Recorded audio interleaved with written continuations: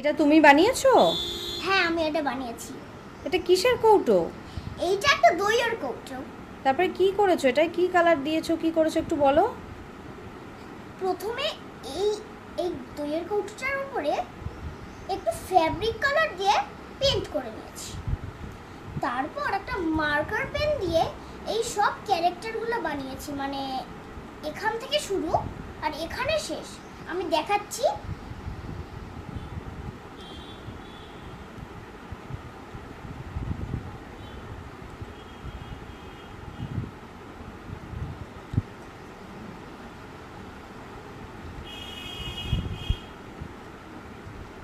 এই যে এটা অবধি শেষ, এটা অবধি শেষ। আচ্ছা, এটা কি মার্কার পেন দিয়ে করেছো? হ্যাঁ, মার্কার পেন দিয়ে করেছি এটা। আর কালারগুলো কি দিয়ে করেছো?